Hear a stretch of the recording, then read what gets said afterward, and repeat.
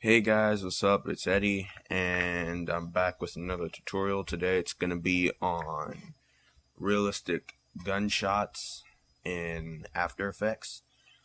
And as you can see here, I'm in a new editing system. I'm on Final Cut Express right now. In Mac Snow Leopard. And now I am running on this Mac here. I have it dual booted with my Windows system now, so let's get started. First, I pulled in my two clips, one of me falling and one of the guys shooting me. So here you can see him doing like gunshots here. And then the other one is of me falling down, getting shot. And here, all I've done, I've just cut it to where it looks like a sequence where I might get shot and then fall down. And then here I have a noise of me falling. So if I play this back, and then I'm gonna export this to a video file so it gets ready for compositing in After Effects. As you can see, I named it pre-composite. And then go ahead and click save. Okay, I'm going to go ahead and quit. Go ahead and save it. And now you see here that I've already done this before, and here's what it sort of looks like. So it's pretty much going to look like that. A lot of this stuff I got from the Action Essentials pack from Video Copilot, and like the blood spatter here, muzzle flash that I have right here. I actually layered two muzzle flashes, so as you can see, there's one and there's the other. So let's pull our footage into a new composition. So now you see that it's working here. So let's get started. So first, we see right about here is where we want our muzzle flash to be. So I'm going to bring in our two muzzle flash things, and I'm using muzzle flash number 5 and suppressed fire number 3. Yeah, number 3.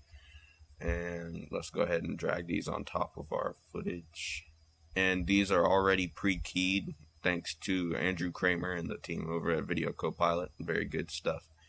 Go ahead and learn from their tutorials. That's where I learned most of my stuff from. So I'm going to take this first layer of suppressed fire, and because it's pre-keyed and already in HD, I don't have to do much resizing or anything.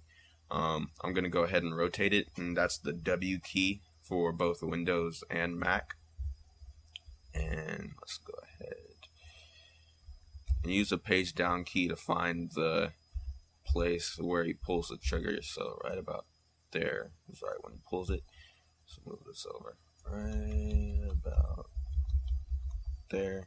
And then here we have this bigger one that I'm using. Go ahead. This one I'm probably going to have to resize a little bit more. Let's see. Probably drop both of these down to 75% opacity, just so it's not as bright of a shot. Looks alright. Alright, so we have a pretty good looking rough composite of that. So boom. That's good. We can cut both of these off right about here. Okay, that looks pretty good. So now that we have our muzzle flash there, we want to create sort of an environmental reaction to this. So what I'm going to do, so basically I want to create light around areas that would illuminate because of the muzzle flash, like his hand, the background, his legs, probably this chair here. So what I'm going to do is I'm going to duplicate the bottom footage, and then I'm going to change one, and I'm going to take it over here and shorten it down to where the initial gun blast is. So for the first second right there, for right there, for like that right there is where I want it. I'm going to go to my transfer modes, which is F4 on the keyboard, or you can hit toggle switches modes and change this to add. And so for this part right here, it's going to get real bright. And so we're going to draw a few masks. So first one is I'm going to do in the background right about there. And then we're going to feather that one a tremendous amount. So that one's going to be like that. And then the next one, I'm just going to draw a rough shape around his leg, maybe some on his body. And let's add some. And then we're going to feather that. And then let's add some down his arm.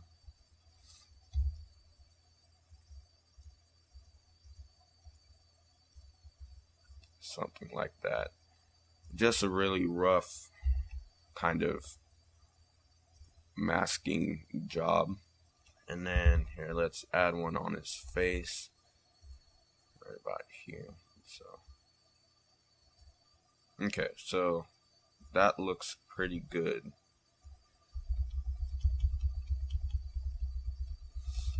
Yeah, it's sort of exaggerated, but looks sort of alright, so that's good.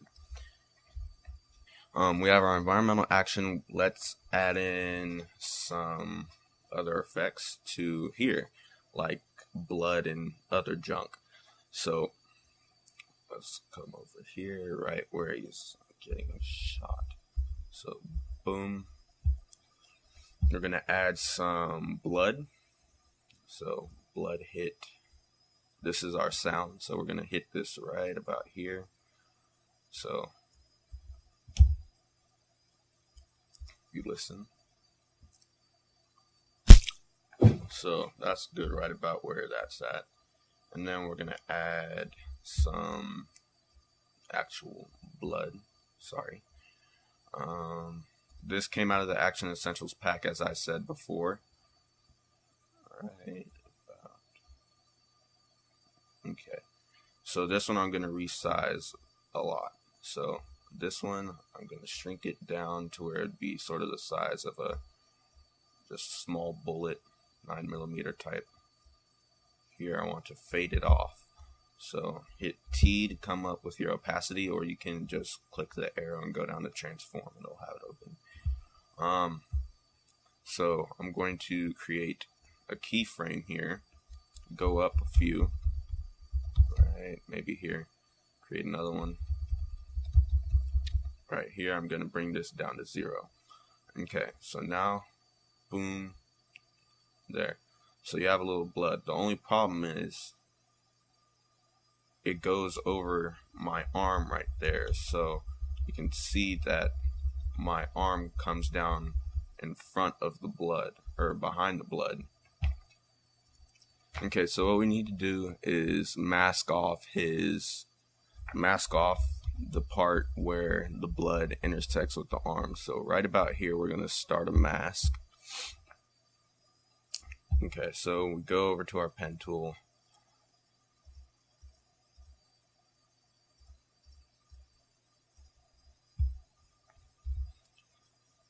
So once you have drawn your mask for your shape, set it to subtract and then feather it some.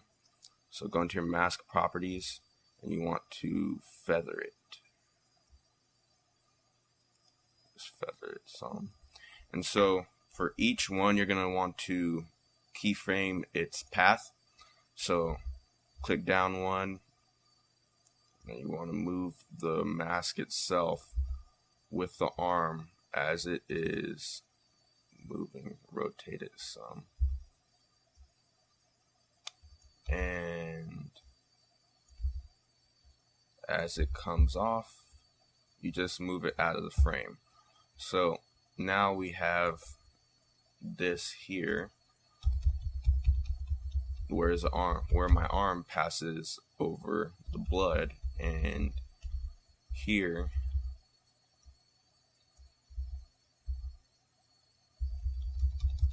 and there you go. So now that we have that, we want to drop our shell casing on there so it sounds like we have a bullet coming out of its shell. Just drop it right there. And we can probably turn this down some because it's pretty loud. Take it down to about -8-ish. And then, so here it is. Sounds good. Alright. So now we want to have our gunshot sound in. So let me see. Small gunshot. Here it is. We bring this down to where he shoots.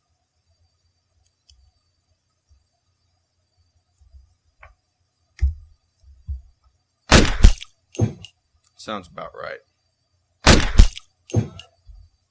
Okay, so now that we have that sound in, we need to have an entry point for where the bullet goes. So let's see, let's create a new layer. So make it a dark reddish color. And let's go ahead and shut the view off for that. I'm going to do an ellipse on it. And just bring it right about there. Go ahead and turn it on now. And so we should be able to see it here. So as soon as this footage starts, right there, and then, okay, so now we want to move this to the right position, and then I'm gonna make this a 3D layer so we can track it to the body. Okay, so we're probably gonna have this rotated some along the y-axis so that it matches up with the body. Okay, looks alright, so let's feather that mask some.